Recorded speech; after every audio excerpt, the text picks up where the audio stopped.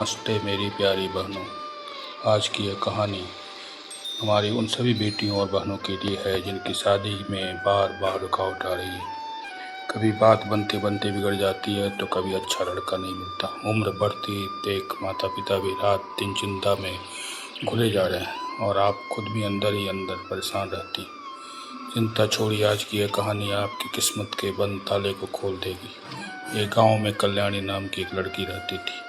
वो बहुत ही सीधी सादी, सुंदर और संस्कारी थी। घर का सारा काम काज जैसे खाना बनाना, साफ सफाई करना, बड़ों की सेवा करना, उसे सब कुछ बहुत अच्छे से आता था। लेकिन उसकी शादी की उम्र होने के बावजूद कभी भी कोई भी पक्का रिश्ता नहीं हो रहा था।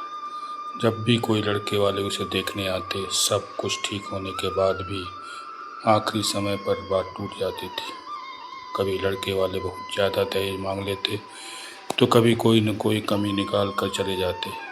बेटी की शादी न होने के कारण कल्याणी के माता पिता दिन रात रोते रहते थे। अपने माता पिता को इस तरह परेशान देखकर कल्याणी रात रात भर सो नहीं पाती थी। वह चुपचाप अंधेरे में बैठकर रोती और भगवान से कहती, हे भगवान, मुझ में ऐसी क्या कमी है, क्यों मेरी शादी नहीं हो रही? क्या मुझे कभी एक अच्छा और प्यार करने वाला पति नहीं मिलेगा? एक दिन उनके घर एक बहुत ही भले और पहुँचे हुए साधु बाबा आए। उन्होंने कल्याणी के उदास चेहरे को देखकर सब कुछ समझ लिया। उन्होंने कल्याणी के पिता से कहा, भक्तराज, रोना धोना बंद करो, तुम्हारी बेटी तो साक्षात लक्ष्मी है। इसकी शादी में जो भी अड़चन आ रही है उसे दूर करने का सबसे सीधा और आसान उपाय हमारे भगवान के पास है। बाबा ने कल्याणी के पास बुलाया और बड़े प्यार से कहा, बेटी, बहुत समय पहले जब सीता माता भी अपनी पसंद के वर यानी प्रभु श्री राम को पाना चाहती थी, तब उन्होंने भी एक छोटा सा उपाय किया था। मैं तुम्हें रामायण की एक ऐसी चमत्कारी चौपाई और हनुमान चालीसा के एक ऐसा सीधा मंत्र बताता हूँ जिसे यदि कोई भी लड़की रोज काम करते हुए सुन ले या मन में बोल ले तो उसकी शादी एक बहुत ही अच्छे और संस्कारी लड़के से पक्की हो जाएगी। बाबा ने कहा, बेटी कल्याणी, सीता माता ने शादी से पहले गौरी माता पार्वती जी के मंदिर में जाकर भगवान राम को पति के रूप में मांगने के लिए एक विनती की थी। यह चौपाई इतनी शक्तिशाली है कि इसे सुनने से मनचाहा और सबसे हीरा जैसा लड़का पति बनकर आता है। तुम रोज सुबह नहाकर बस इस चौपाई को 5 बार बोलना, या जब भी रसोई में काम करो उसे मन में दोहराना।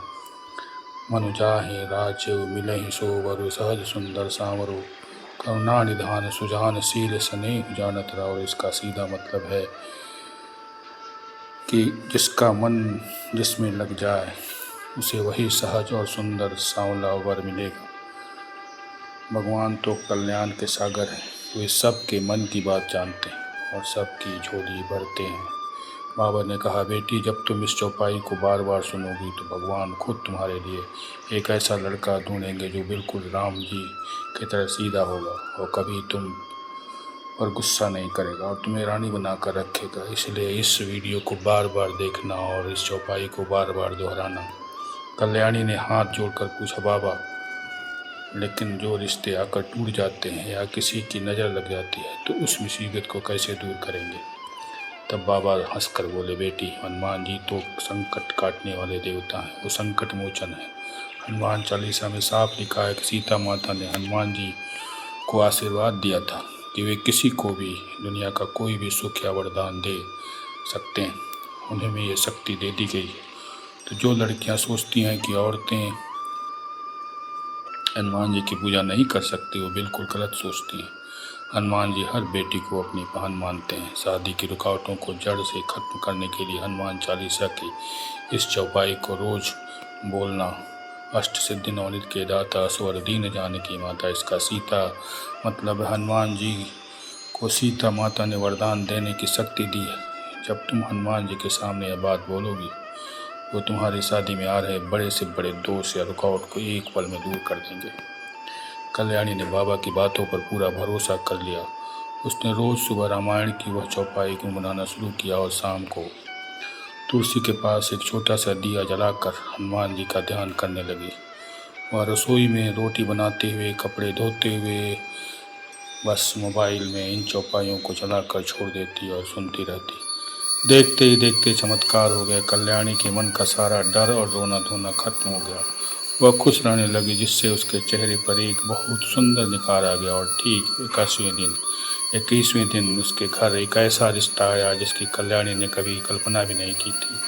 लड़का बहुत अच्छी नौकरी करता था, बहुत ही सीधे स्वभाव का था और उसका परिवार भी बहुत भला था।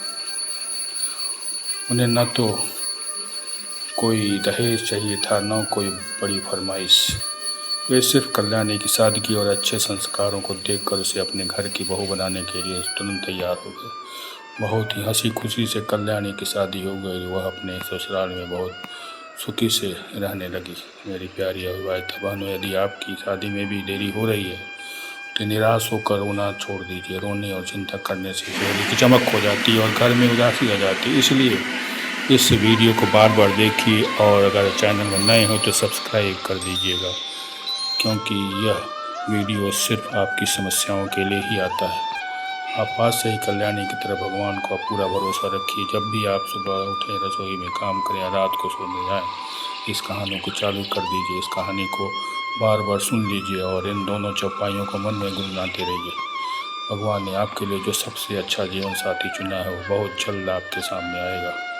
बजरंग बली की कृपा से आपकी शादी की सारी रुकावटें बहुत जल्द दूर हो जाएगी। भगवान आप सभी बेटियों का घर जल्दी बसाएं। बोलिए जय श्री राम, जय हनुमान।